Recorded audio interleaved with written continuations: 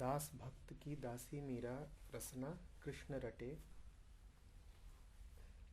उसके साथ में मीतू ने सूर का वचन लिया है कि सोई रसना जे हरि गुण गावे।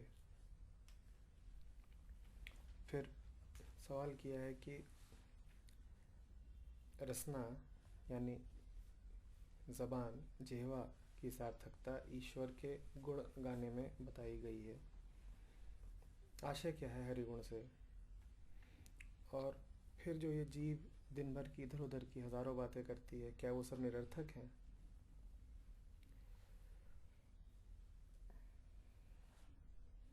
दो तीन बातें सोचनी पड़ेंगी। शाब्दिक अर्थ बहुत महत्व का नहीं होता जब हम संतों की दुनिया में होते हैं।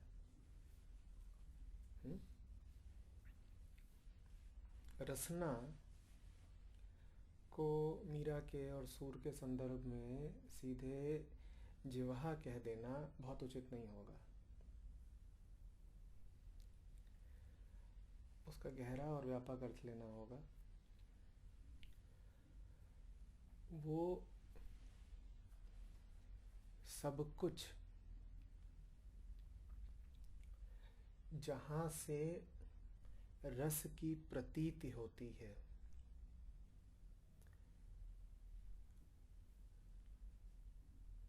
वो रसना है।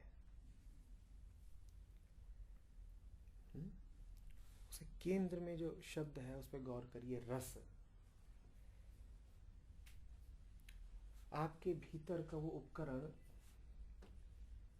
जो रस को चखे और रस को चखने में अपने अनुभव को रस का नाम दे, उसे रसना मानिए। मात्र जबान ही नहीं।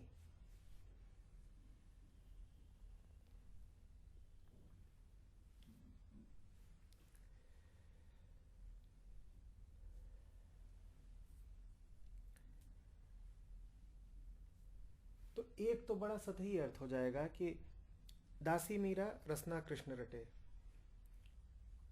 कि मीरा ने इतना ही कह दिया है कि मीरा दासों की दासी है और वो दिन भर जबान से कृष्ण का नाम लेती रहती है। रसना कृष्ण रटे यानी जबान कृष्ण रटे।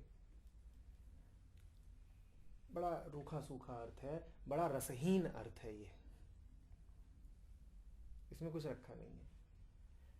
मीरा जैसा नहीं है ये अर्थ। न इसमें गहराई है, न मिठास है।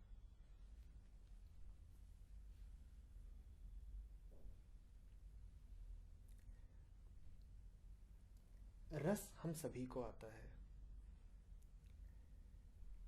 हम सब रस भोगी ही है।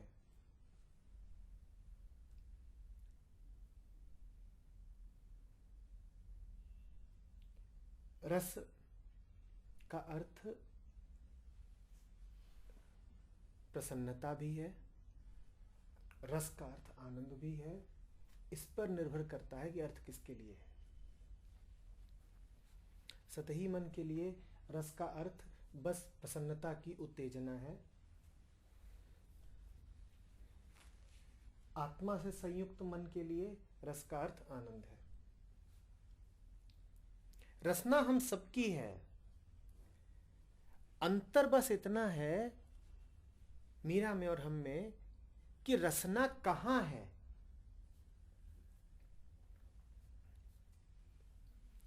जब मन अकड़ के खड़ा होगा तो उसको हर उस विषय में रस मिलेगा जो उसकी अकड़ को समर्थन दे।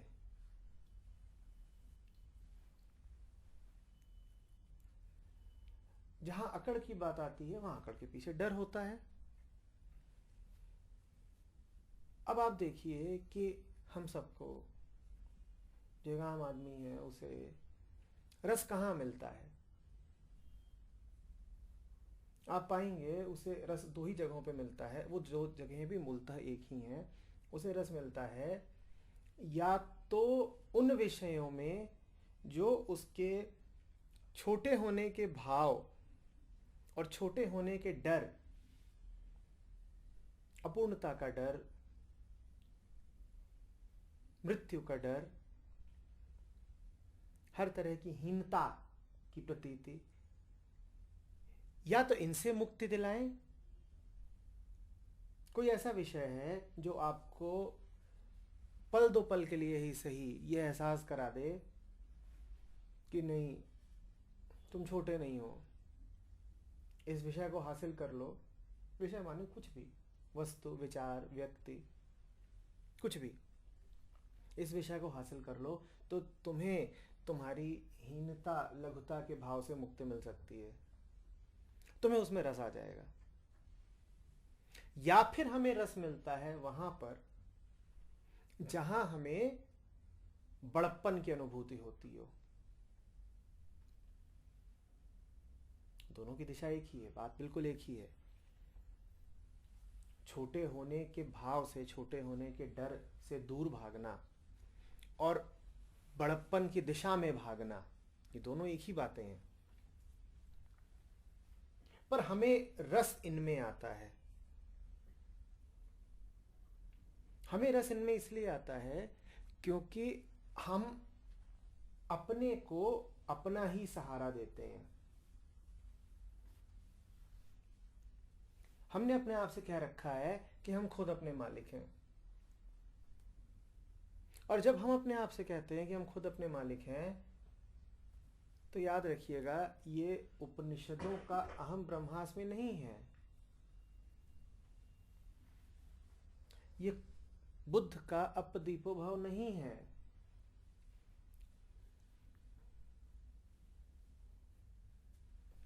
ये तत्वमसि श्वेत केतु नहीं है।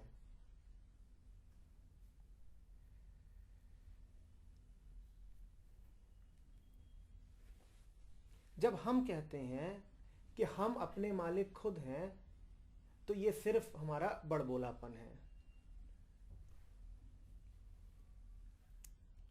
ये एक खोखले आदमी का डरा हुआ वक्तव्य है। ये मात्र अहंकार है।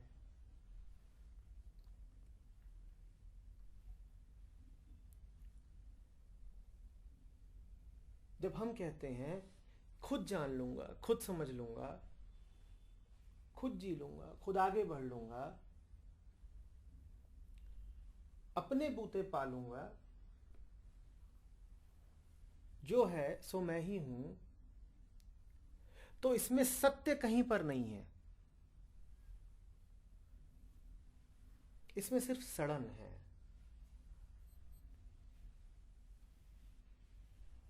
हमारी हीनता के भाव की, हमारी वासनाओं की, और डर में धुकधुकाती हमारी जिंदगी की। तो फिर जब हम अहंकार पूरित होते हैं, तो हमारी रचना सब उन चीजों में होती है जो हमें बड़ा दिखाएं।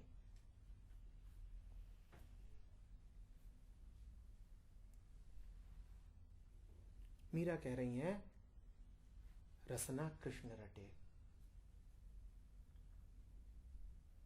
मीरा की रसना है कृष्ण को रटने में। दासी मीरा रसना कृष्ण रटे। जो दास हो जाए उसको ही कृष्ण को रटने में रस मिलेगा। और जो मालकियत के थोथे भाव से भरा हो उसको रस मिलेगा दुनिया भर के हजार और विषयों में।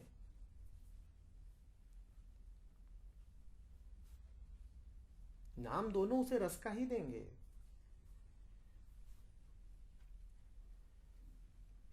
तलाश भी गहराई से दोनों को एक ही रस की है, लेकिन खोजने के तल में बड़ा अंतर है।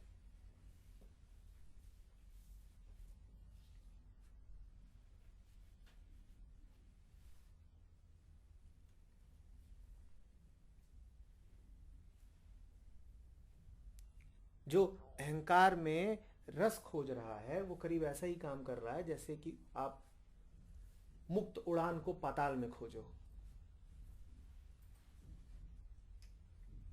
आप गलत जगह पर गलत चीज खोज रहे हो। जो रसना कृष्ण से मिलनी है वो कृष्ण से ही मिलेगी, वो कामना में नहीं मिलेगी।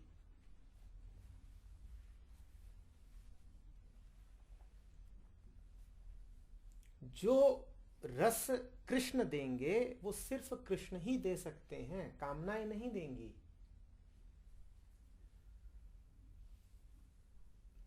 जो रस आत्मा से ही बहना है वो आत्मा से ही बहेगा, अहंकार से नहीं बह पाएगा।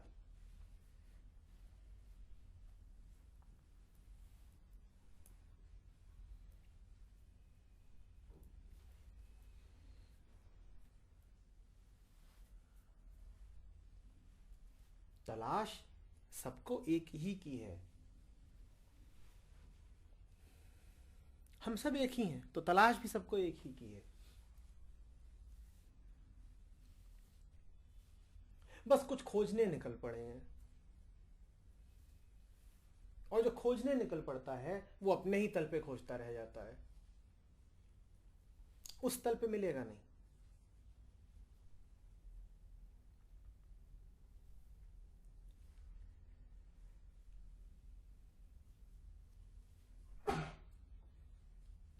तलाश सबको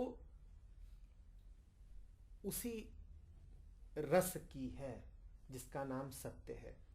उपनिषद कहते हैं रसो वही सह, वह रस रूप है, वह रस रूप है। रस का अर्थ होता है सार, एसेंस, जूस।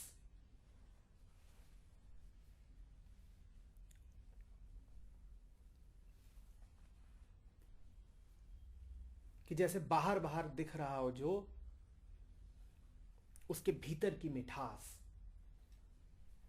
उसके भीतर का सत्व, वह है, वह रस रूप है।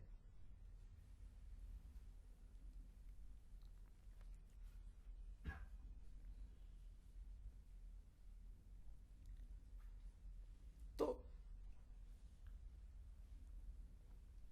जब सार खोजने निकले हो तो संसार को तो पार करना पड़ेगा ना।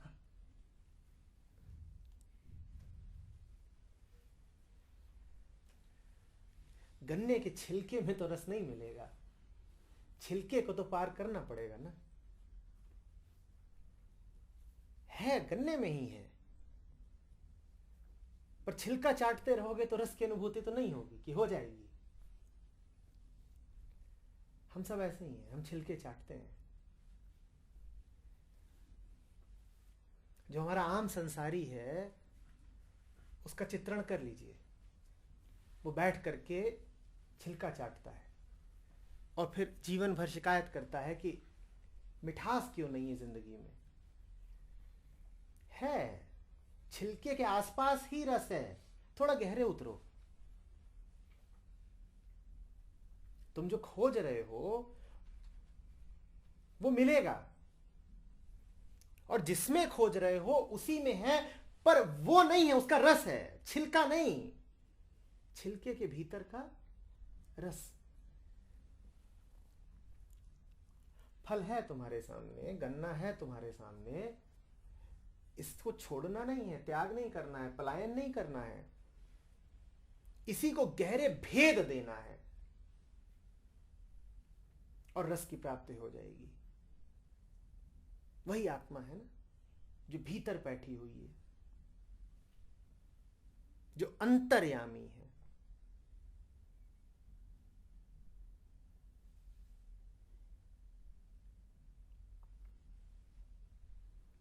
रस न छिलका चाटने से मिलेगा,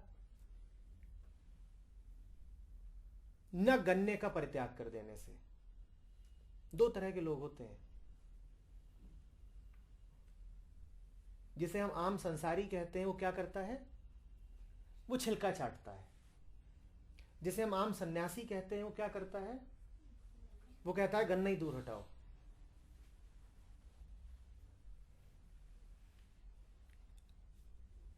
असली कौन? जो छिलके के इतना करीब आता है, इतना करीब आता है, इतना करीब आता है कि छिलके की जान जो है उसको पा जाता है।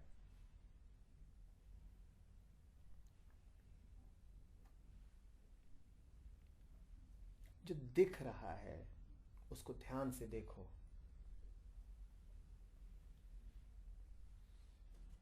तुम हो ना, अपने आप को ध्यान से देखो। संसार है ना, उसे ध्यान से देखो।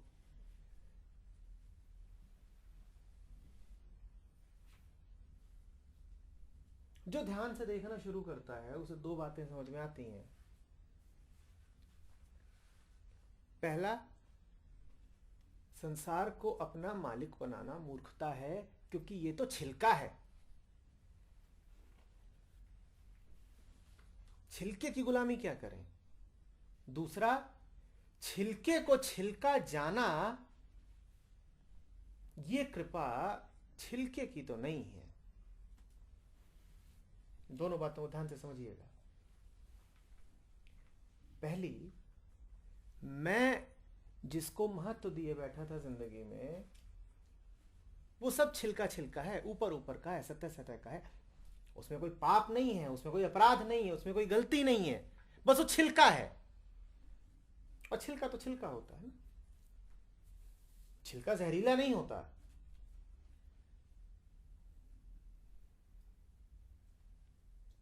छिलके में कोई बीमारी भी नहीं बैठी होती, बस ये है कि रस नहीं मिलेगा वहां, रस नहीं मिलेगा। तो पहली बात उसे ये दिखाई देती है कि यहां रस नहीं है, मैं इसको महत्व नहीं दे सकता। दूसरी बात उसे ये दिखाई देती है, जो करीब आता है, जो जानने की कोशिश करता है, दूसरी बात उसे ये दिखाई देती है कि मैं छिलके को छिलका जान पाया, ये ताकत मुझे छिलके ने नहीं दी। इस जान पाने को, इसी ज्ञान को भक्ति कहते हैं। तब आप अपने आप को दास कहते हो। भक्ति क्या है? भक्ति इस ज्ञान का नाम है कि नकली को नकली जानने की ताकत नकली नहीं दे सकता। कोई और ही है जो मुझे ये ताकत दे रहा है, और वारे जाऊं उसके। मैं तो छिलका ही था। मेरी आंखों में वो पैनापन कहां था कि मैं जान पाता कि छिलका महत्वहीन है। मैं खुद छिलका, जैसे संसार छिलका, मैं भी तो संसारी ही हूं। मैंने कब अपने आप को संसार से कुछ अलग जाना? तो छिलके में ये ताकत, ये दृष्टि, ये समझ कहां से आती कि वो छिलके को छिलका जान पाता? कोई और है, कोई और है जो मुझे बख्श रहा है ये ताकत कि मैं समझ पा रहा हूं, कि मैं जान पा रहा हूं, वरना मेरे बस की कहां थी। ये ज्ञान है, ये ज्ञान है। और जब ये ज्ञान बिल्कुल गहरे बैठ जाता है तो सर झुक जाता है, उसी का नाम भक्ति है। भक्ति कोई फिजूल का यकीन, कोई विश्वास, मन में किसी छवि बना लेने का नाम नहीं है। भक्ति का अपना एक विज्ञान है, और बहुत ठोस है, बहुत सटीक है, आप उसे काट नहीं सकते। भक्ति का अपना एक तर्क है, बड़ा गुह्य तर्क है, वो उसे काटा नहीं जा सकता, तर्कातीत तर्क है।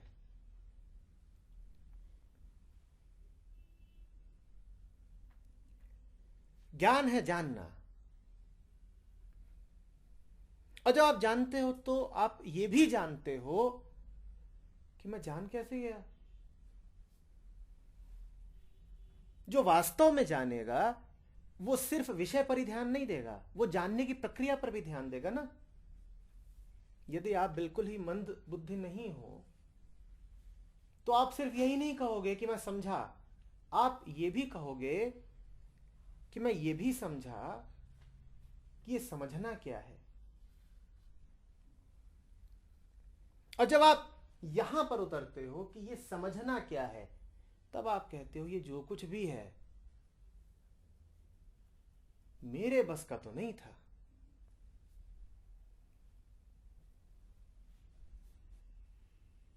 ये तो मिला है कहीं से,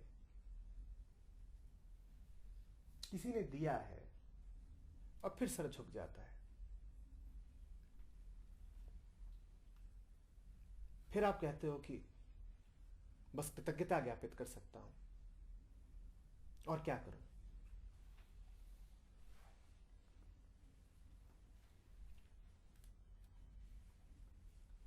संसारी मन किसी सुंदर दृश्य को देखता है तो बस वो दृश्य तक ही रह जाता है।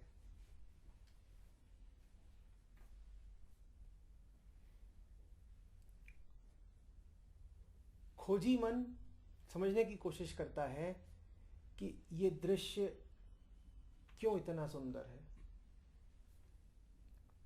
ज्ञानी मन ये जान पाता है कि मुझे ये दृश्य सुंदर लग रहा है, इस दृश्य की सुंदरता मेरे भीतर है। और भक्त परम ज्ञानी होता है, वो कहता है ये सुंदरता मैं अनुभव कर पाया, इसका श्रेय मैं तो नहीं ले सकता। वरना हो सकता था कि ये सुंदर पर्वत अपनी जगह होता, मैं भी अपनी जगह होता, ये आंखें भी अपनी जगह होती, और मुझे वो अनुभूति होती ही नहीं जो अभी हो रही है। बात को गौर से समझिए। ज्ञान के जितने उपकरण होते हैं सब अपनी जगह होते।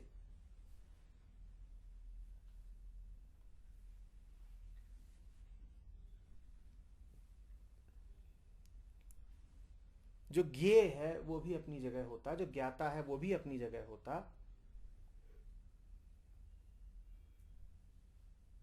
उनके मध्य का संबंध भी अपनी जगह होता। लेकिन फिर भी हृदय में वो स्पंदन न उठता जो इस पर्वत को देख के अभी उठ रहा है।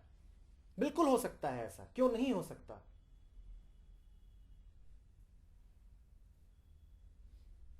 और ये जो उठ रहा है ये उस पर्वत से नहीं मिला है मुझे।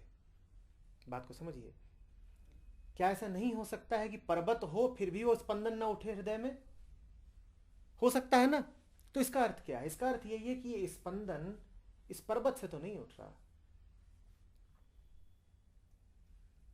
क्या ऐसा नहीं हो सकता है कि आप हो और पर्वत हो और तब भी हृदय में वो शांति ना उतरे जो अभी उतर रही है? इसका क्या अर्थ है कि वो शांति न पर्वत की है न आपकी है, वो शांति किसी और की है। पर्वत बहाना है, आप भी बहाना हो, वो शांति असली है, आप दोनों आकस्मिक हो।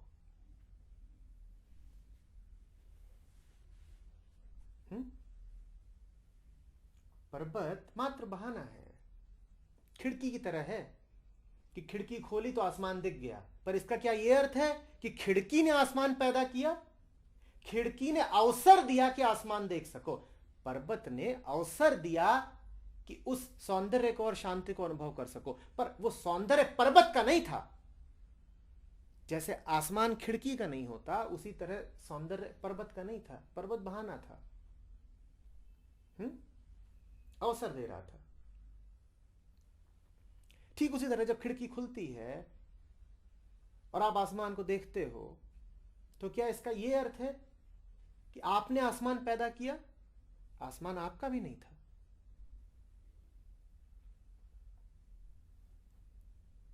आप पर्वत के सामने खड़े हो, जो सौंदर्य जो शांति आपको अनुभव हो रही है वो न पर्वत की है न आपकी है, वो किसी और की है। ये संयोग मात्र है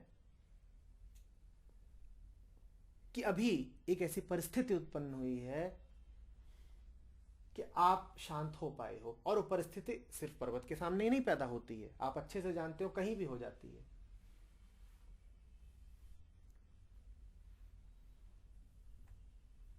जो वास्तविक ज्ञानी होता है वो यहां तक पहुंचता है, वो कहता है जो असली घटना घट रही है उसका विषयों से कोई लेना देना नहीं है।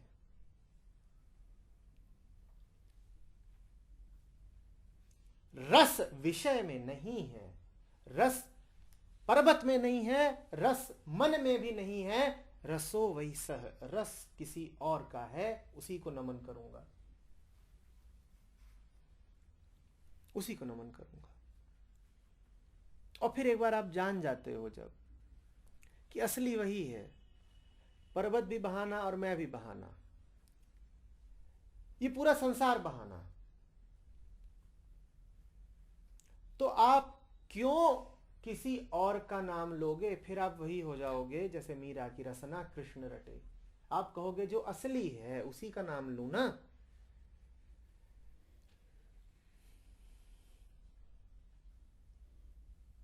पर्वत पर्वत क्या करता हूं, हिमालय हिमालय क्या करता हूं?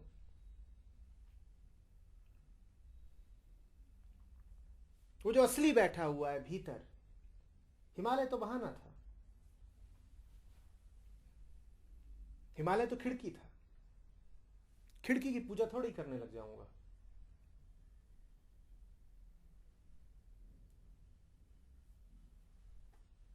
फिर आप उसी की पूजा करते हो, वो जो असली है।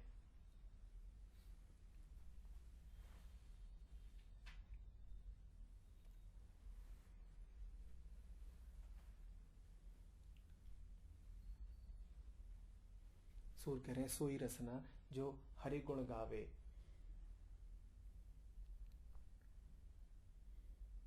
और किसके गुण गाओगे फिर? और रस मिलेगा ही फिर कहां?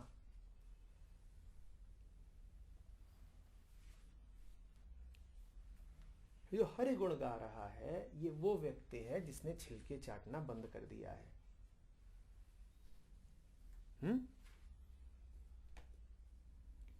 और देखिए मजेदार बात, रस कब मिला? जब छिलके में गहरे बैठ गए। छिलके चाटना तभी बंद करोगे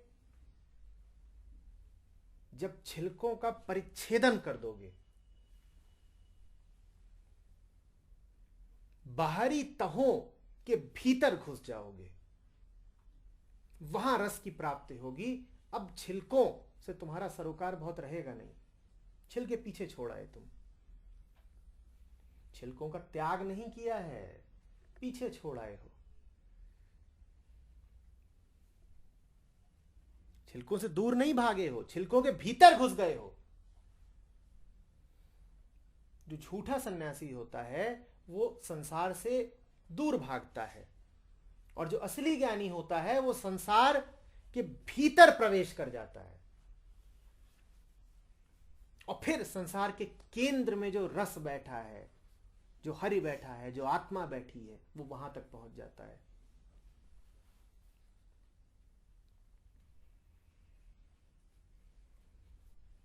तुम्हारे साथ कोई अन्याय नहीं हुआ है, तुम्हें पूरा औसत दे दिया गया है, तुम्हें गन्ना थमा दिया गया है।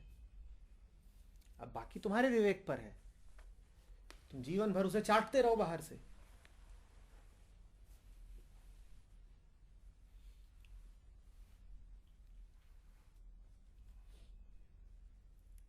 या रस को पालो।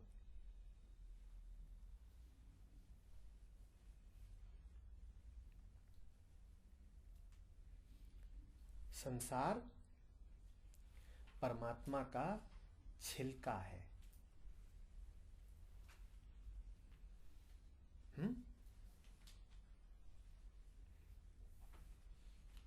और एक नहीं, परत दर परत छिलके हैं प्याज की तरह, ऐसा है ये अस्तित्व।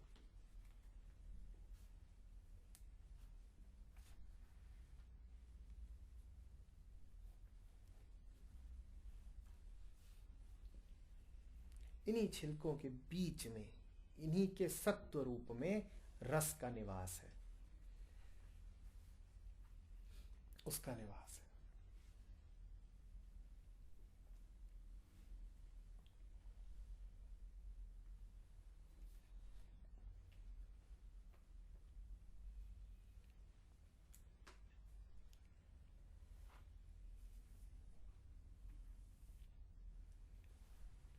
पूछा है कि जो जीव दिन भर की हजारों बातें करती हैं वो सब क्या निरर्थक हुई?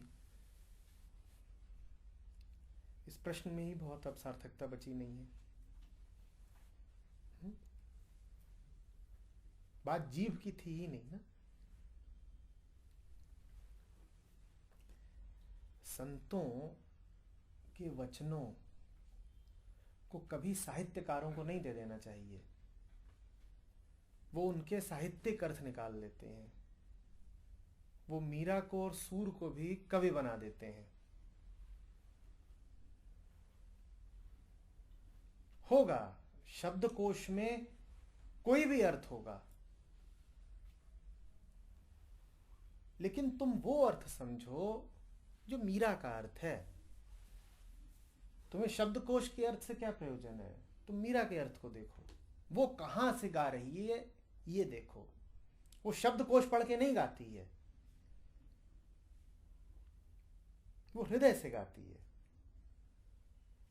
और हृदय का शब्दकोश अलग होता है।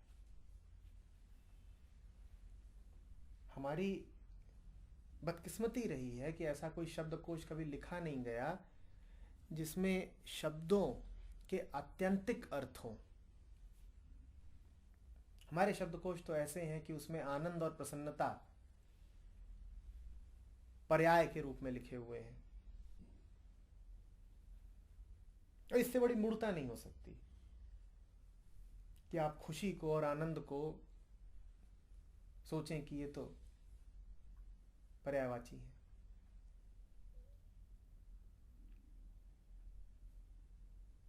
अस्तित्वगत शब्दकोश अलग होता है। उसे हृदय की आंखों से पढ़ना पड़ता है, वहां से सुनो।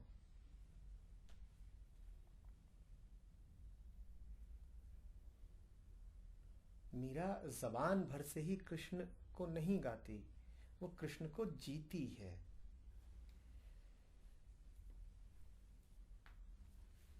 कृष्ण आत्मा है और मीरा ने आत्मा को पा लिया है, स्वयं को पा लिया है। कृष्ण कोई विषय नहीं है, कृष्ण कोई गुड्डा खिलौना नहीं है कि जिनको मीरा हाथ में लेके घूम रही है। ठीक है, जबान तो उतना ही कर पाएगी ना जितना जबान कर सकती है। तो मीरा को ये सब बोलना पड़ता है कि मेरे पति हैं कृष्ण, कि मोर मुकुटधारी हैं, कि मुरली वाले हैं, कि बड़े सुंदर हैं। पर मीरा जब ये सब कुछ कह रही है तो ये ना समझ लेना कि मीरा छवियों में जी रही है। मीरा कह रही है कृष्ण को पा लिया, तो इतना ही कह रही है कि कृष्ण मेरी आत्मा में विराजमान है, आत्मा ही है, उसके अलावा और किसको पाया जाता है।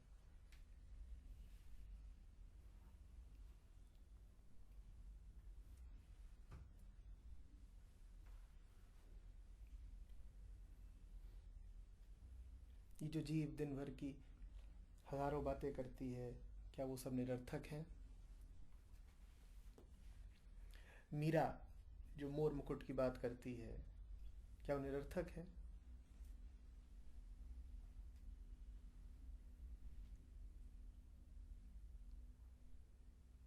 जीव तो बातें ही करेगी ना, आंख तो दृश्य ही देखेगी ना, कान तो शब्द ही सुनेंगे ना। बाहर बाहर तो छिलका ही होगा ना।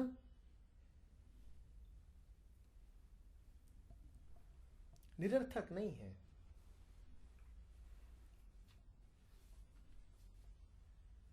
छिलका है।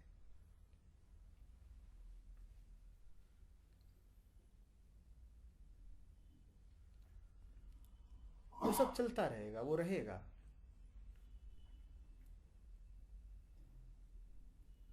जीवन जीने की कला इसमें है कि उस पर रुक न जाया जाए।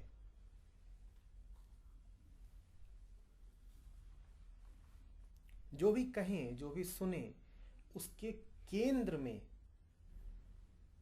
सत्य ही बैठा रहे।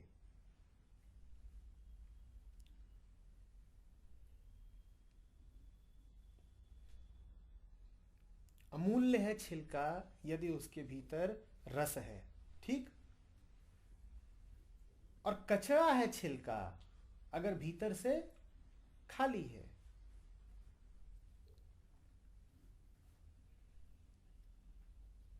दो आदमी हैं, दोनों किसी जौहरी की दुकान से एक डब्बा लेके निकलते हैं। एक आदमी उस डब्बे को दिल से लगाए हुए है, प्राण से ज्यादा सहेजे हुए है, और दोनों डब्बे बिल्कुल एक जैसे हैं, बिल्कुल एक जैसे डब्बे हैं, बिल्कुल एक जैसे डब्बे हैं, एक ही हैं। एक आदमी उसको सीने से लगाए हुए है और दूसरा आदमी डब्बा बाहर लेके निकलता है, डब्बा उछाल के कचड़े के डब्बे में डाल देता है। छोटे छोटे डब्बे थे, एक से डब्बे थे, एक उसको ऐसे समेटे हुए है कि जैसे इससे कीमती कुछ हो नहीं सकता, और दूसरे ने उसको फेंक दिया। दोनों में अंतर क्या था? एक के भीतर हीरा था।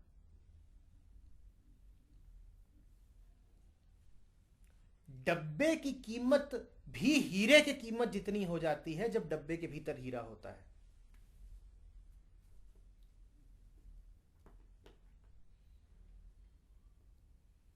जिस डब्बे के भीतर, जिस छिलके के भीतर हीरा हो, उस छिलके की कीमत ठीक उतनी ही है जितनी हीरे की।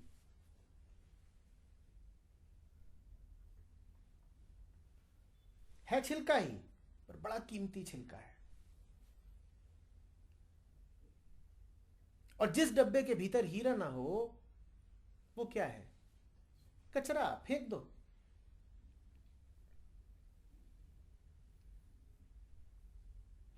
यही सूत्र संसार के सारे विषयों और उन विषयों को देखने वाली दृष्टि पर भी लागू होता है।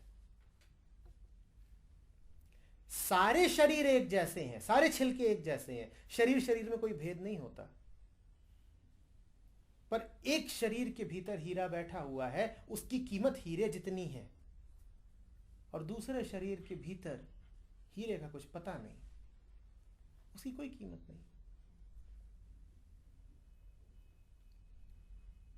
शब्द सारे एक जैसे हैं, पर एक शब्द निकल रहा है गहरे बोध से।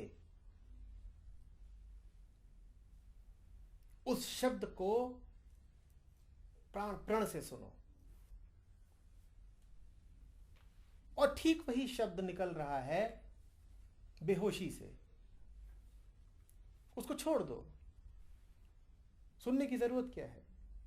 लेकिन याद रखना, शब्द कहीं से भी निकल रहा होगा तो वही जो शब्दकोश में मौजूद है। नए शब्द तो कहीं से आविष्कृत नहीं होंगे। मैंने अभी जितनी बातें बोली हैं पिछले आधे घंटे में, क्या उसमें मैंने कोई ऐसा शब्द प्रयोग किया है जो पहले ना सुना हो? ये सारे शब्द शब्दकोश से ही आ रहे हैं ना, सब छिलके हैं।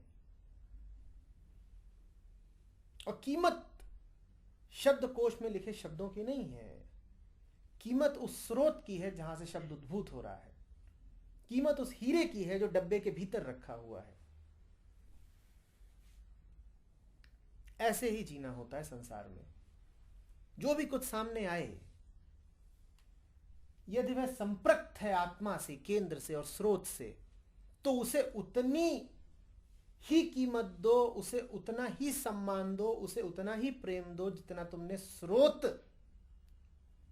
के लिए रखा है। और यदि वह मात्र छिलका है तो उसको यूं ही उछाल दो जैसे छिलके को उछालना चाहिए। तो तुमने पूछा कि ये जो हम दिन भर बातें करते रहते हैं, क्या वो निरर्थक हैं? तुम जानो कि तुम्हारी बातें कहां से आ रही हैं। तुम जानो कि तुम्हारे डब्बे के भीतर हीरा है कि नहीं है।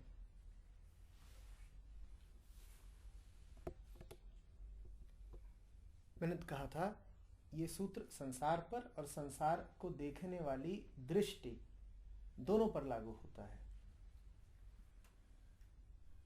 जब मैं तुमसे कह रहा हूं कि जिस डब्बे में हीरा हो उसे रखो, उसे सम्मान दो और प्रेम दो, और जो डब्बा खाली हो उसे छोड़ दो, त्याग दो, ये देख पाने के लिए कि डब्बे में हीरा है या नहीं है, तुम्हारे पास वो दृष्टि होनी चाहिए जो हीरे को हीरा जान सके। तो इसीलिए ये सूत्र संसार और संसार को देखने वाली दृष्टि दोनों पर लागू होता है। ये बातें जब तुम सुन चुकोगे तब तुम्हें अपने आप से प्रश्न करना पड़ेगा, तेरे पास वो दृष्टि है जो हीरे को हीरा और डब्बे को डब्बा जाने, जो छिलके को छिलका और रस को रस जाने?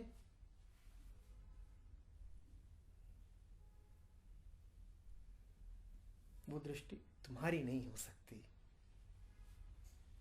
वो दृष्टि पाने के लिए तुम्हें मीरा होना होगा। तुम्हें अपने आप को उस दृष्टि को देना होगा। समझो इस बात को। वो दृष्टि पाने के लिए तुम्हें दृष्टि को यह अधिकार देना होगा कि वो तुम्हें पाले।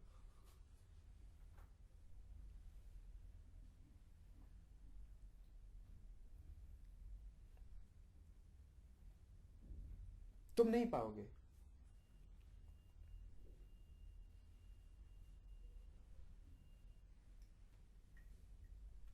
हासिल करने की तुम्हारी सारी कोशिशें व्यर्थ ही जानी है। डब्बा हीरे को कब पहचान पाया है?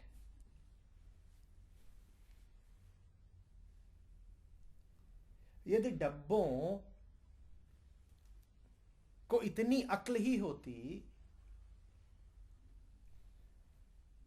कि वो हीरे को जान ले, तो डब्बे डब्बे क्यों रहते? डब्बा तो हमेशा खाली होता है।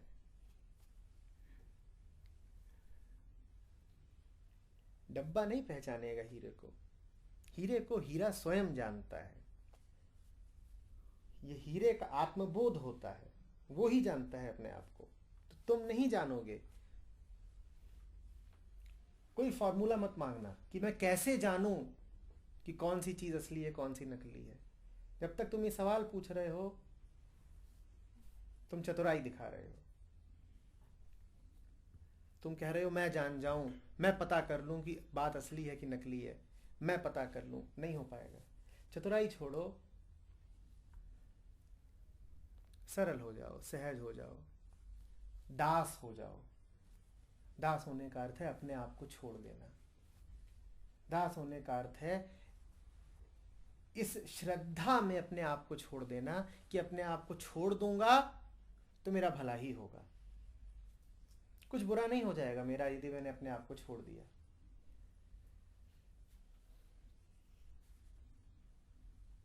दास होने का अर्थ है डोरी सौंप के तू देख एक बार। डोरी सौंप दी, कुछ बुरा नहीं होगा मेरा।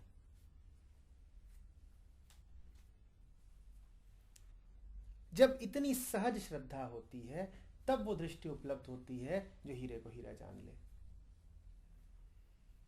तब तुम उस दृष्टि को उपलब्ध होते हो जो हीरे को हीरा जानती है। तुम उपलब्ध हो जाते हो। वो दृष्टि तुम्हें कभी नहीं उपलब्ध होगी। आसमान तुम्हारे कटोरे में कभी नहीं समाएगा, तुम्हें आसमान में समाना होगा।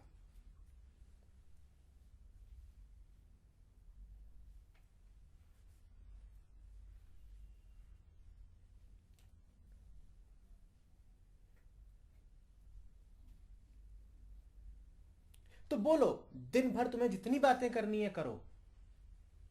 मैं नहीं कह रहा हूं कि ऊपर ऊपर का मौन साध करके बैठ जाओ, बिल्कुल नहीं। तुम्हें बात करना पसंद है, बोलो, दिन भर बोलो। बस ये देख लेना कि शब्द मौन से आ रहे हैं कि नहीं। बस ये देख लेना कि डब्बे में हीरा रखा है कि नहीं। डब्बे तो खूब लेकर के घूम रहे हो, घूमो, कोई दिक्कत नहीं। बस ये देख लेना कि कहीं डब्बा खाली तो नहीं है, क्योंकि खाली डब्बा तो खाली डब्बा ही होता है, मूल्यहीन।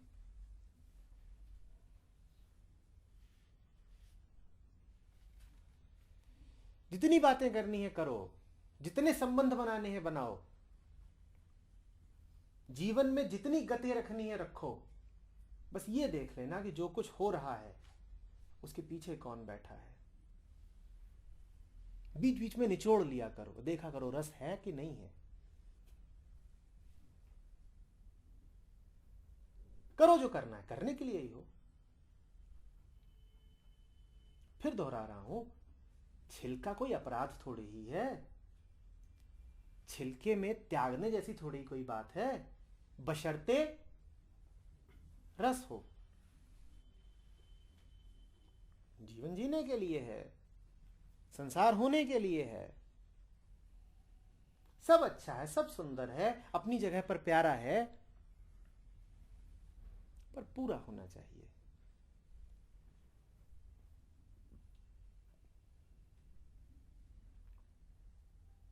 तुम्हारी इंद्रियां तुमसे जितनी गति कराती हैं करो। तुम्हारा मन तुम्हें खूब विचार देता है, बेशक सोचो। बस विचारों के पीछे जो है ये देख लेना कि वो विचारों में मौजूद रहे। ऐसा ना हो कि विचार अपना मालिक खुद बना बैठा है। और होता बहुधा यही है, हमारे सारे विचार अहंकार से ही निकलते हैं। तुम खूब सोचो, यदि तुम्हारे विचारों के पीछे निर्विचार बैठा हो, जितना सोचना है सोचो। मीरा ने कुछ कम गाया है? गाती ही रही, गाती ही रही। बातूनी थी, गीतूनी थी।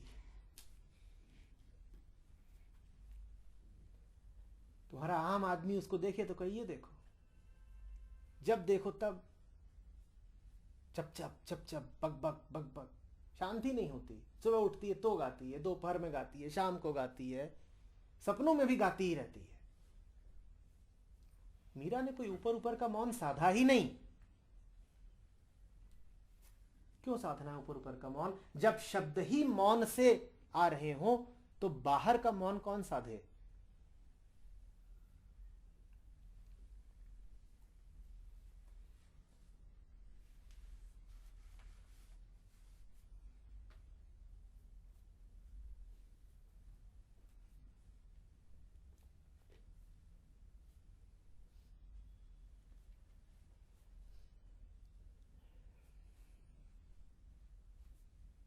जिसे तुम खुल के जीना कहते हो, जियो खुल के। तुम्हें जो करना है करो, तुम्हें जो भोगना है भोगो, तुम्हें जहां जाना है जाओ, तुम्हें जो हासिल करना है करो।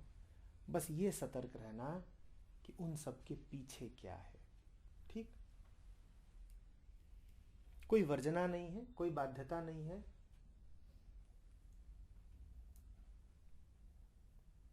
थोड़ी सतर्कता, बस थोड़ी सजगता।